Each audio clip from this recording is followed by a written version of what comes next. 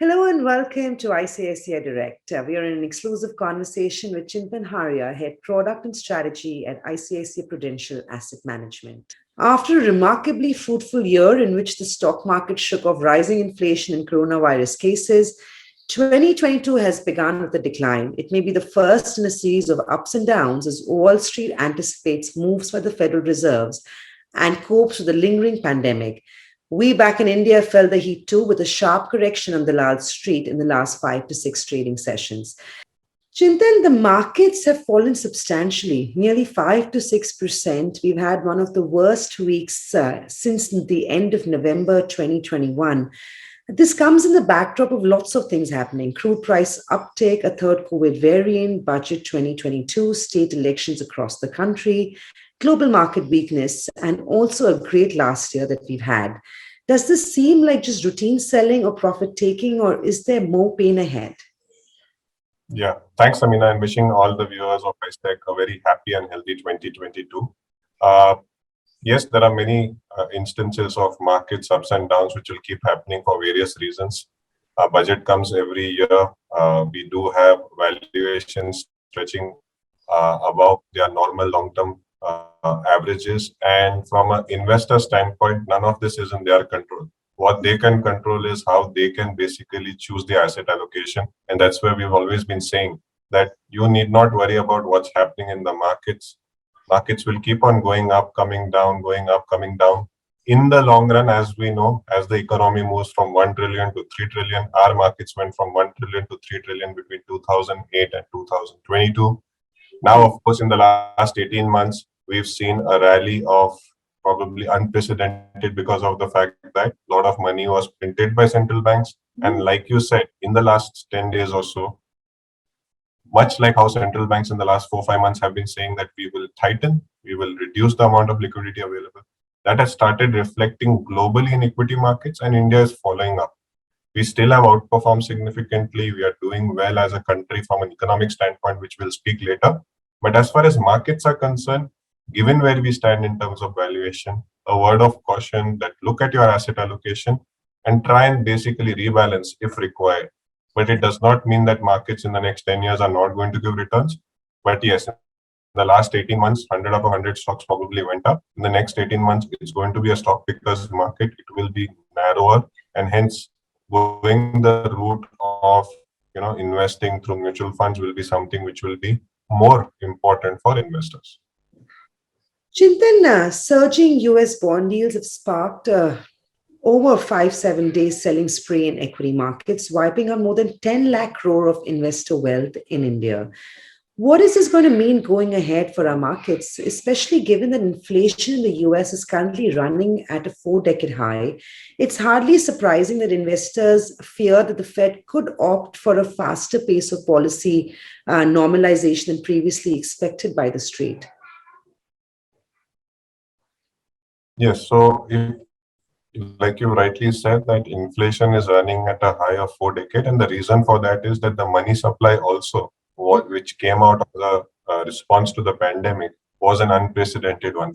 We haven't seen in mankind so much money supply. For example, in US alone, $4 trillion balance sheet to $8.5 trillion balance sheet in almost 18 months for the US Federal Reserve is unprecedented. And with so much money coming in, and unlike in 2008, where money went into the banks, which had problems, and we came out of the economic crisis at that time. This time, the money which was printed has actually gone in the hands of people. If you see in US, they are at a 30-year high in terms of their white goods purchases. Right. So there is a definite increase in demand from people in general, because they have been given the money this time, which was as a response to the pandemic, and they have spent, which has spurred this entire demand impetus in the world. Economies are bouncing back, and you're seeing that reflecting in inflation. What is inflation? The demand for supply and the demand for goods and services is higher. Hence, the prices for goods and services are higher, and that is what is reflecting in inflation in US, Europe, in India as well. Right. Chintan, then in that case, let's talk about it from a retail investor's point of view, right? What do you then think is the ideal portfolio allocation in the current scenario, especially since the last couple of weeks have seen the outflow from the equity markets find their way into the debt markets? Keeping that as a backdrop, how should a retail investor structure his portfolio to make the best of what's to come? The first thing which the retail investor should see is that what was the investment pattern that had happened with that investor in March 2020 when the markets were at their cheapest. So if in March 2020 you had an X allocation to equity, maybe you want to check whether at markets being at this levels, you want to keep an X plus 20%, X plus 30%, which most investors would be by virtue of market going up. Markets have gone up, your portfolio values have gone up, so your equity value would have also gone up. So while you want to continue in equity or not is your choice. What you should keep in mind is that markets are likely to be volatile. Hence, be very cautious of the fact that if markets correct, do you have a 3 to 5 year patience? It's Right. not like you need to take out money from the equity markets, but you'll need to see have a 3 to 5 year patience because, like you mentioned, there will be ups and downs. What goes up so fast, we have seen a almost 150% rally in the markets. Obviously, there will be some cooling off, there will be some Right. tiredness, some consolidation, but you need to be very, very aware where you stand and whether you have the time and patience. Patience is going to win you healthy returns in the long run, and impatience will cost you in the short run. Right. The key is it's the time in the markets, not timing the markets. Chintan, the last 2 years at least, like you indicated, we saw everything going up in the market, right? So your passive equity funds were doing as well, if not better, than actively managed funds. You also indicated to me that this will now be a stock picker's market, at least for the next year or two.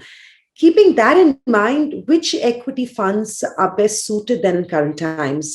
Do you think it's back about being about actively managed funds where your fund managers aggressively and actively managing a portfolio versus, tech driven, AI driven passive funds? Yeah, so you're right, Samina, that last 2 to 3 years where everything has gone up in many sectors which otherwise wouldn't have been forming part of an active portfolio have got re-rated significantly.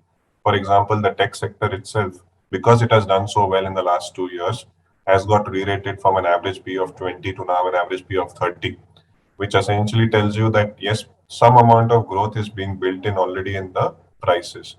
So from an investor standpoint, of course, we do believe that generally, while investors are looking at passives and passives also have a place in their portfolio, at least 70 to 80% will still be active. And within that active bucket, I think those fund managers who stay away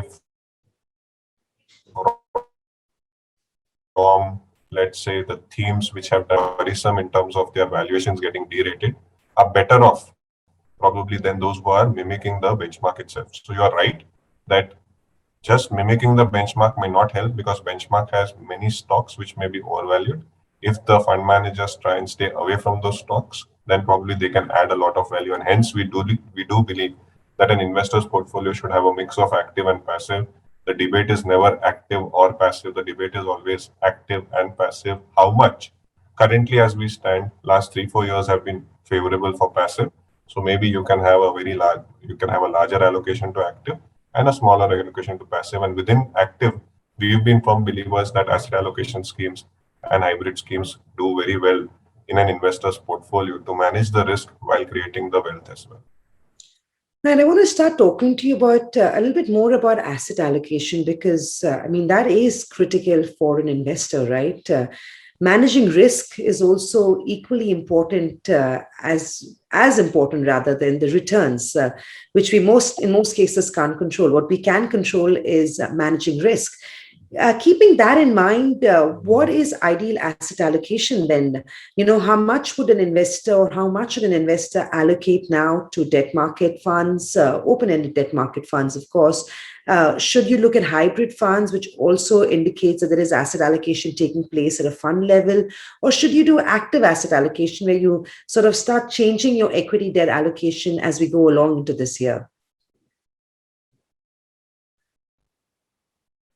Sure, Samina. So essentially, one size doesn't fit all.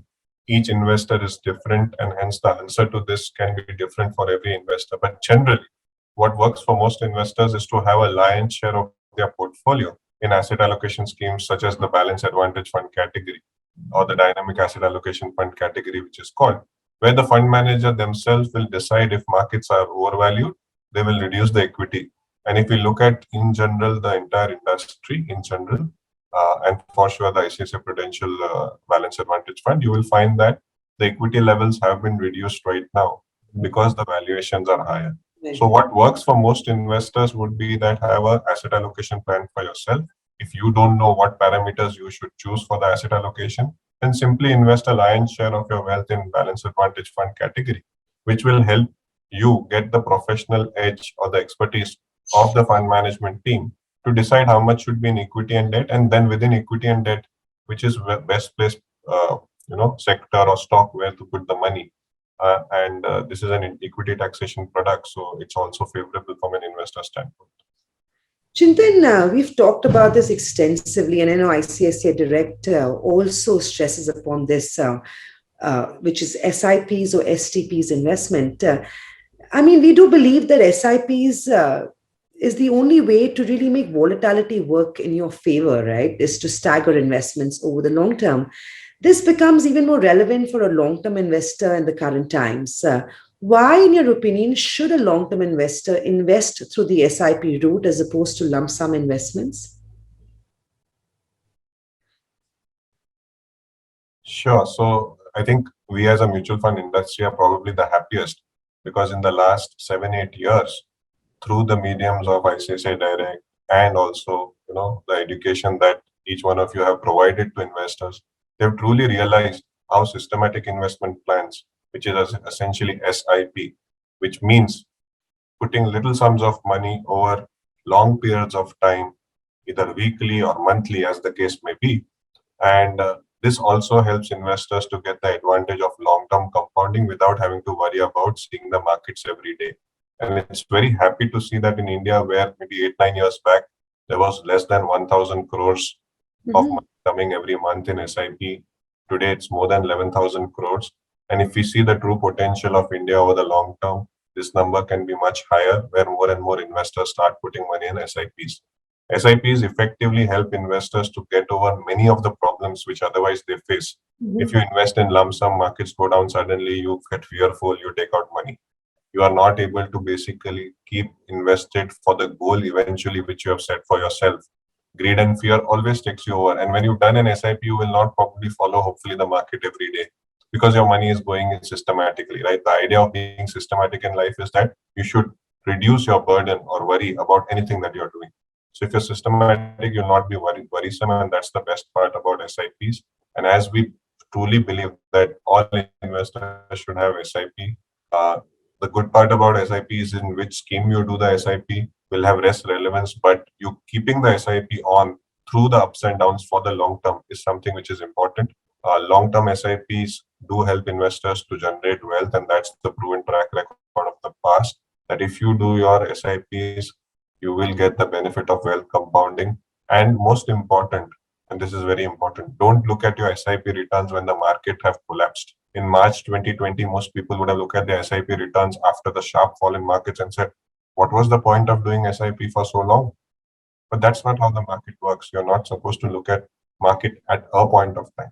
Over a period of time and genuinely in the long term, SIPs will help you to not just save systematically, because if your SIP is going on, you will save also. So it is saving, investing in a systematic manner, and generation of wealth in the long run.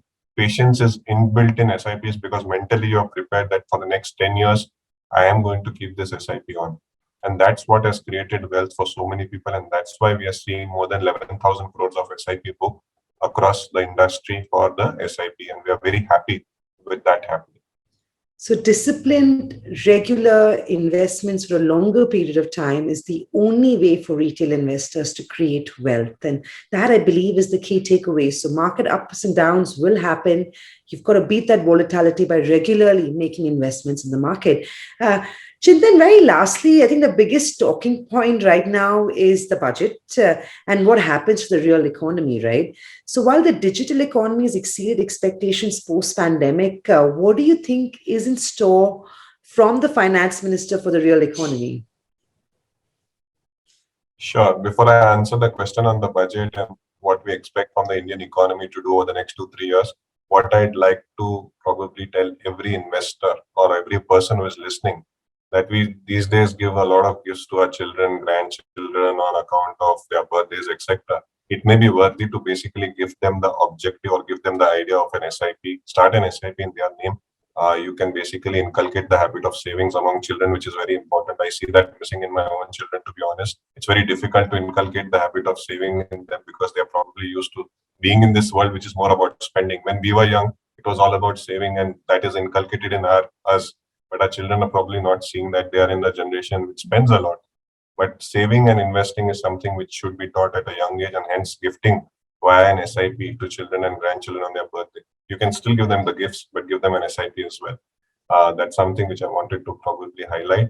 On the budget and what's happening with the Indian economy, see, from a global standpoint, Indian economy is firing on all cylinders as such, right? Yes, the rural slowdown is something which is there, but in general, if I look at what's happening around where manufacturing as a sector or a segment which was struggling is picking up, capital goods is picking up, defense is picking up, infrastructure, most important, infrastructure, real estate, construction, which was struggling for the last few years with the government's commitment post the pandemic. And I would say that it's a fallout of the pandemic that the government came out with 100 lakh crore over next 5 years investment in infrastructure. If you see whatever is happening around us, right? Simple things like metros in every large city. You look at the pipeline network or the water pipeline network, the gas pipeline grid over the entire country, the national highways, the roads connected to interior villages as well.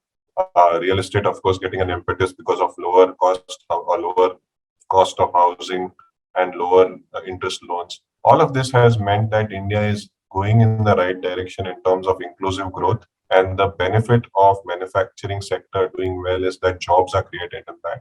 We are blessed with a good export economy thanks to the technology sector doing well.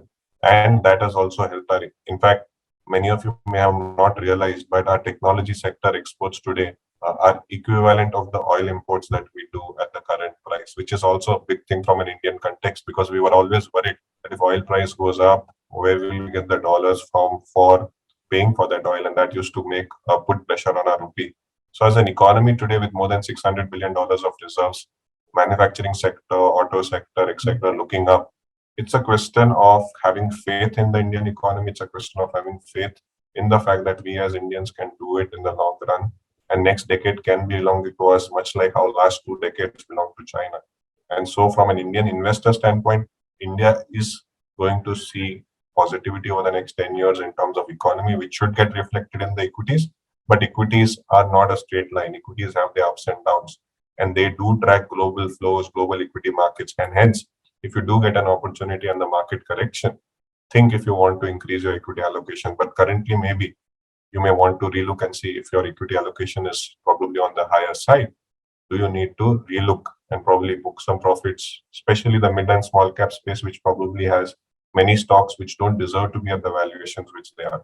You may not know all of them in depth and hence be careful of those. But yes, in the long run in India, if you have the right set of stocks with the right set of sectors, and that is something which a fund manager does in any diversified scheme or the balance advantage fund category, that suits you well. And I think from a budget perspective, I, over a period of time, we've seen that budget is basically announcing lesser of the large big bang announcements, and they're happening as we move along in terms of the day to day. So anything that needs to be plugged, it's happening within between two budgets. Budget is a statement of what has happened and what will happen. And as I see it, budget is unlikely to have any significant announcement which will impact the market, or so we hope.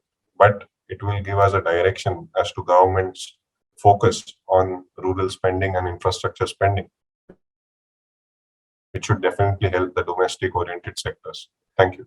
So thank you, Chintan. Great talking to you today. Well, I think while the markets may remain volatile in 2022, might not be as easy a ride for retail equity investors as we saw in the last 2 years. But I think SIP, staggered, regular, disciplined investments is what it takes to create long-term wealth. And that's also the sort of education we need to impart to our children, grandchildren, like you said. It is the best gift we can give them. Thank you. Have a pleasant day, and we'll speak to you soon. Thank you so much, Amina. Thank you, everyone. Mutual fund investments are subject to market risks. Read all scheme-related documents carefully. Subscribe to our YouTube channel and click on the bell icon to never miss an update from ICICI Direct.